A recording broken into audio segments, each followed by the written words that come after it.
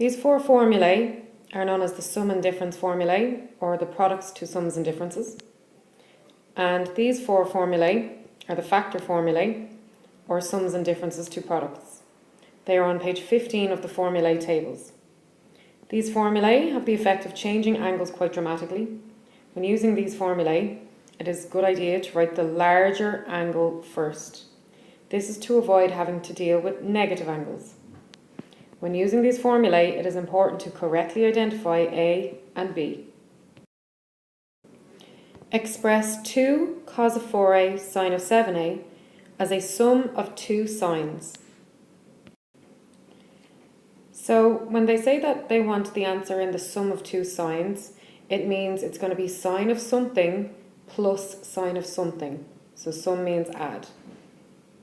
So we need to have a look on page 15 of our formula tables and see if we can find a formula that resembles 2 cos of 4a sine of 7a. And the formula we're going to use is this: 2 sine of a cos of b equals sine of a plus b plus sine of a minus b. So this formula has a 2 in front, as does our expression. And that's multiplied by sine of something and multiplied by cos of something. And we have a 2 multiplied by cos of something multiplied by sine of something. So even though it's the other way around, it will still work. So we're going to switch around our cos of 4a and our sine of 7a so that it is in the right order for our formula. So we end up with 2 sine of 7a cos of 4a. So make sure that you bring the 7a with the sine and you bring the 4a with the cos. So now we have 2 sine of 7a cos of 4a, and it's in the same order as our formula. So we're going to let the 7a be the a part and the 4a be the b part. So everywhere where we see an a in our formula, we're going to swap that with 7a. And everywhere where we see a b in our formula, we're going to swap that with 4a. So on the right of our equal sign of our formula, we've got the sign sum first, plus the sign difference. So substituting into our formula, we bring down the sign, we swap the a for 7a, we bring down the plus, and we swap the b for 4a. We bring down the plus, we bring down the sign, we swap the a for 7a, we bring down the minus, and we swap the b for 4a. So sine of 7a plus 4a is going to be sine of 11a, and sine of 7a minus 4a is going to be sine of 3a. So expressing 2 cos 4a sine 7a as a sum of two sines, we're left with sine of 11a plus sine of 3a, a sum of two sines. Now it's important to note that we took the larger angle first. So 7a is clearly bigger than 4a, so the 7 came first.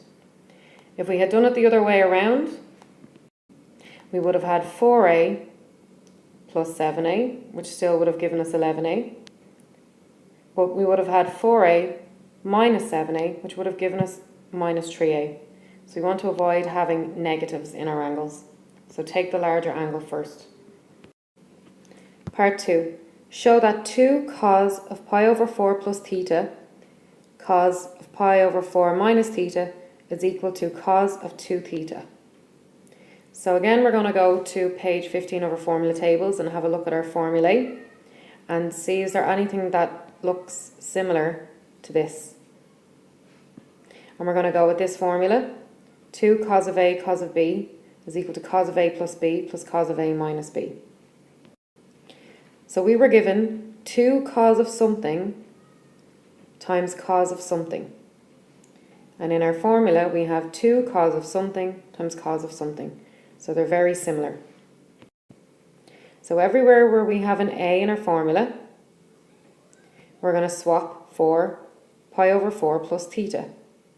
And everywhere we have a b in our formula, we're going to swap for pi over 4 minus theta.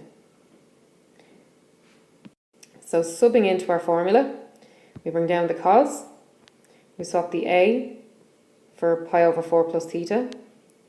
We bring down the plus. We swap the b for pi over 4 minus theta. We bring down the plus. We bring down the cos.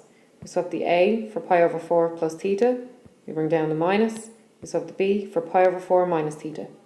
Now we can start to simplify. Plus theta minus theta will cancel out, and pi over 4 minus pi over 4 will cancel out. So we're left with cos pi over 4 plus pi over 4, and pi over 4 plus pi over 4 is 2 pi over 4, which is pi over 2. So we have cos of pi over 2, and then we're left with cos theta minus theta, which is theta plus theta, which is 2 theta. So we end up with plus cos of 2 theta. And cos of pi over 2 is 0 if you input it into the calculator or use your formula book. So that cancels out, and we're left with cos of 2 theta, which is what we were asked to show.